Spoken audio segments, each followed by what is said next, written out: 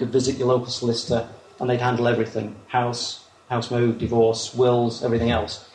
Now it's becoming more complex. So you're going to have to look for website design companies that are close to the sort of market that you're involved with. So try not to find a company to work with who's involved with e-tail or business to business. If you're looking to do an informational site, try and find website designers and external companies out there who are at least in tune with the sort of business that you're involved with. A quick word about Google. If you want to play on the web, commercially speaking, then you have to play by Google's rules. They're the dominant search engine. They're a brand in their own right, one of the world's most successful companies.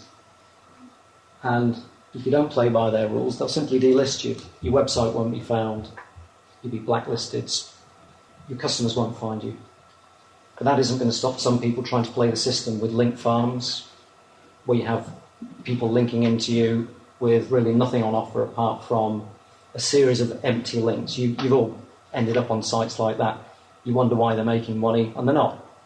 They're only making money because they're linking into other people, and people are paying them to link. Blogs, other search engine optimization scams, they exist. Try not to get drawn into them.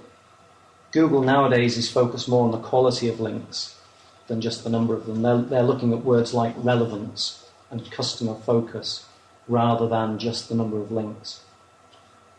And it tries to make sure the screens you see are the ones you want. When you're searching for a phrase, Google will try and put up screens and search results which reflect your interest rather than the people that have paid the maximum amount of money. The sponsored links, yes, at the top and the right, will reflect exactly the words.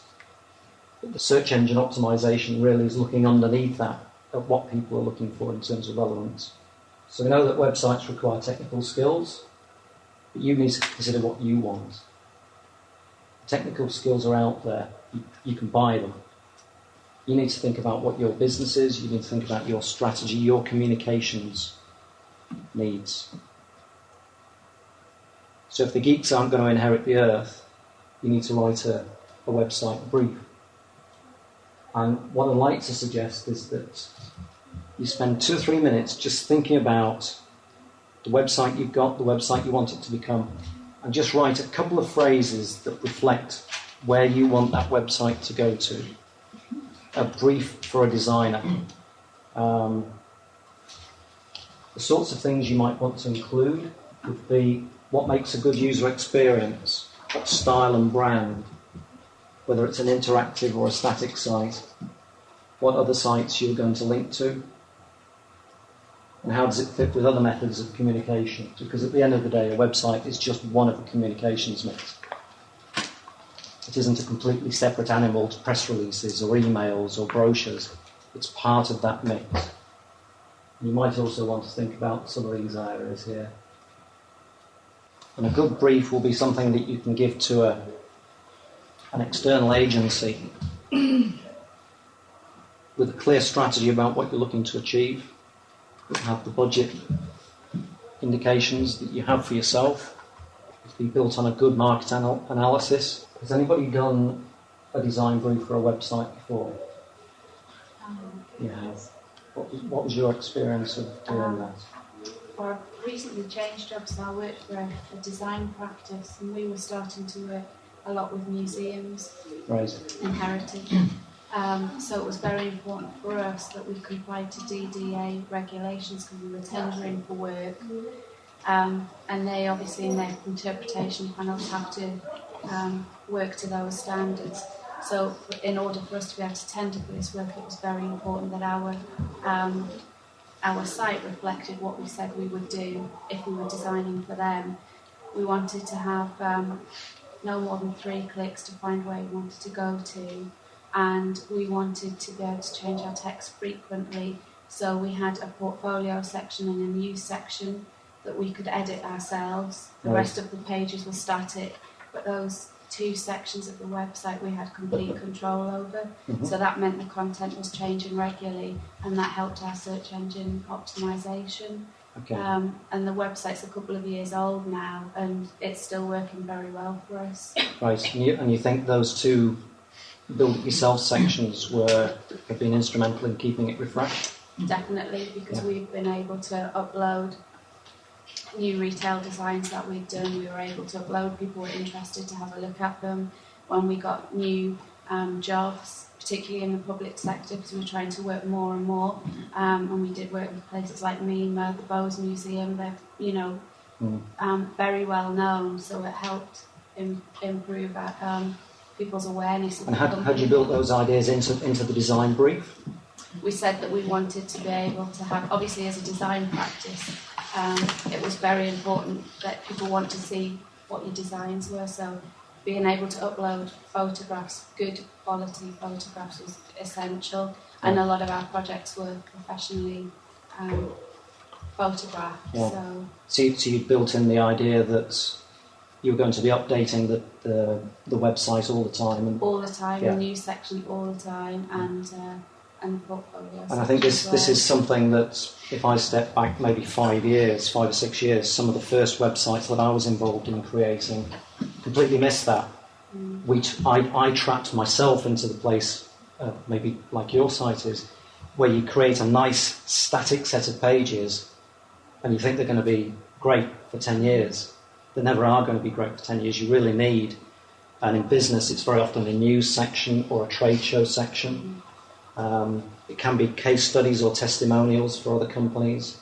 It just depends what your business is, but if you build a static core and then put in the design brief that you want this extra functionality around so that you can upload pages yourself without going back to the designer each time, that can be very powerful as part of a design brief. And I think it's important to think about that in the first stages. We did it with any PR we got as well. We put on the computer, on the website, and any exhibitions that we were going to be exhibiting at in CSAT and continuing professional development, any seminars that we went to. And that can work much more strongly to get people to your site than just bunging a bunch of keywords in. The keywords help a little bit because Google's looking for them, but when you put press out and 4 or 5 magazines take the press and link back to your site, that's how you start to get traffic. It isn't deliberately, I'm looking for a link, it's, I've got a news story, I'm going to put that out. If you put the news story onto your site as well, because that's part of the brief, that's where you can begin to win on the internet.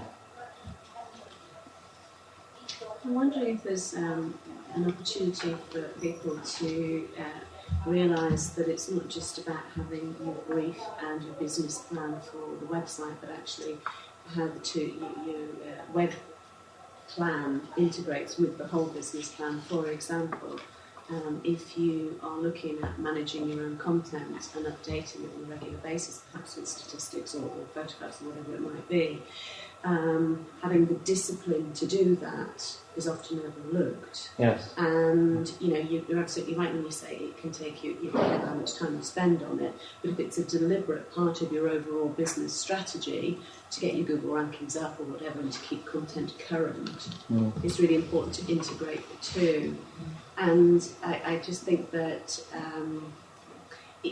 there's something in there about putting the time aside or dedicating the time of somebody else to make sure that the content is up to date and relevant. Yeah, I mean, different organisations will handle that different ways. Some people will employ a web designer in the company. Others will have non-technical specialists outside. I'm quite lucky, I've got lots of different resources that I can pull on. One of those is a press release guy that we employ down in the south of England. We get maybe half of his time. And at the moment I'm sending him some, frankly, quite garbled stories which have been cobbled together from discussion with the sales team.